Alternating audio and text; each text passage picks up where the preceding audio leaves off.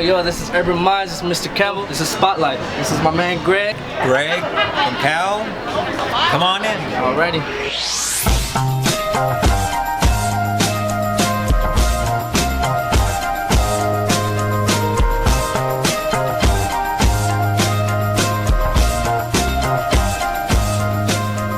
Sets on the wall. In the back, we have... See that you have Michael Jackson? Always got some Michael Jackson. Yes, it's good. Always got some Michael Jackson. It's always good. It's good. Classics. Classics. Jazz records, classical, a bunch of 45s here, soul section, folk section. Funk. Do you have a little funk in you? We got some funk. Oh, okay. So, on a daily basis, like, what do you have a selection of music? Well, that's part of the fun of this kind of business. You get new stuff comes in just every day, and you never know what you're going to see, and that's part of the fun of it. Yeah, just to get attention and. Well, I'm here to get records. The whole 26 years, even when I started, my motivation was to get records for my collection. I have to sell a certain amount, or my wife will be angry. But what I get excited about, what I get happy about, is finding records for my collection. And not that I have a problem selling the records. I'm glad to be able to sell records and make people happy doing that too. Does your wife and you have a favorite vinyl or cassette or CD that you guys kind of like touch bases on? Gosh, I wish. No, she has all different favorites, and we never really found any common ground on music. I see here you got Faith Evans. Yes, she's beautiful and she has an amazing voice. I remember my sister and my mom played it all the time, especially in the a vinyl person and CDs. Music can take you back. It's like a time machine. Indeed. Yeah, it brings out a lot of emotion. So where's your rare selection that you do have? I see you have Elvis and I see you have a lot the of Beatles. times on the top row they get the rare records. A lady just came in with her teenage son and she said, I want to get a rare record. Wow. And no, she said, I want to get a rare, expensive record. And even though the store was full of people, I said, woohoo! And I said, that's the kind of customer we like. And I said, sounds good. And I said, well, you good luck. I just got a pretty nice collection.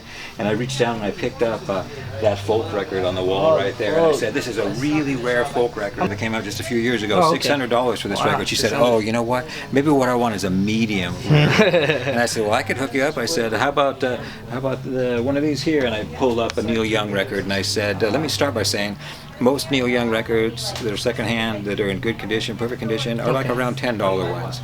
So this one called Well at $100 is 10 times rarer than the average Neil Young record. And she said that would be good for my husband. That's rare enough for my husband, she said. It's the importance. So she bought it. So it's the importance of it. It's the importance of it and the value. Uniqueness of it, of course. It, so the more the value, the bigger the price will be.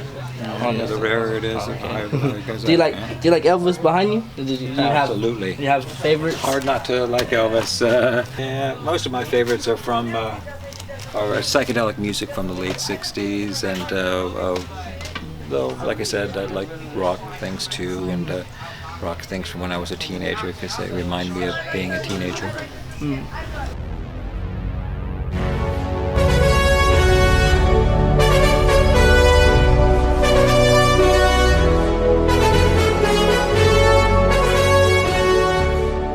Do you have anything that's people sign? Other people signed that came by and showed you some love? Yeah, it's happened a few times. Alice Cooper stopped by and he walked over to the rack and he flipped through some records that were Alice Cooper records there, and he said, you know, if Alice Cooper were to write his name on these records, they'd be worth more. Yeah. And so then Chris, who was working at the time, pulled out a Sharpie and said, oh, thanks, there you go. So he signed the handful of records that we had, and then people started coming in the store and filling up the store, watching him and looking at him. He's a classic artist. And then they, at one point, he said, "We're blocking the entrance to this gentleman's store. We got to take it outside." But he stood outside for 15 or 20 minutes and talked with people, signed autographs. So it was nice when Alice Cooper came by, because not just that he stopped by and he's famous, but that he was friendly and personable and offered to sign the records. And he said, "You know what? This School's Out record doesn't come with panties on it anymore. It comes with these cloth panties on the outside." And Chris said, "No, I don't know." And Alice Cooper said, fire hazard. The panties were a fire hazard. I guess that's true. It sounds like a joke, but I think that's probably true. How long ago was this? It was, yeah, I'm not sure exactly how long ago it was, but I remember that it was right at the end of school, so he was doing a Schools Out end of the year, so he could do his famous Schools Out song, and several years back. Got Al Green, one of my dad's favorites. I remember he played this. The classics. Yes.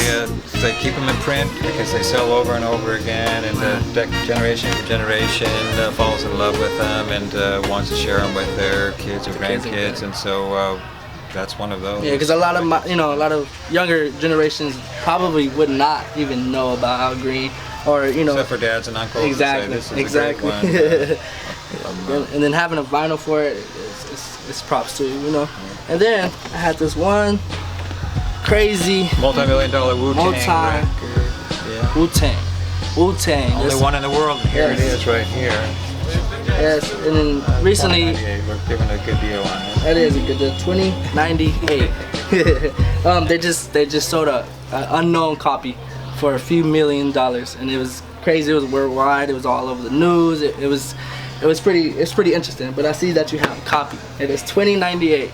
Do they have special orders that people come in and have, We still do special orders. There's people, even if they have computers and have bought stuff online, would just rather come in and ask for it and order it, and know they're paying a couple bucks more for the. How fast does that come in? Each week we order once a week, so it all depends. Every week, yeah. Pretty much the very next Friday.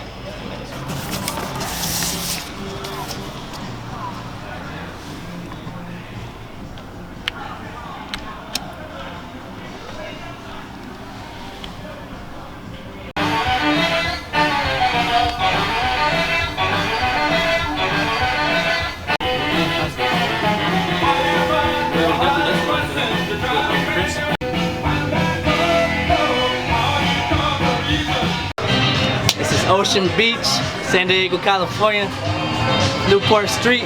On the counter, come to Cow Records. It's an amazing store, amazing. They have portable music, portable vinyls, portable cassette records, everything you need. Come down. Thank you. This is Urban Minds. I'm Mr. Campbell. This is Spotlight.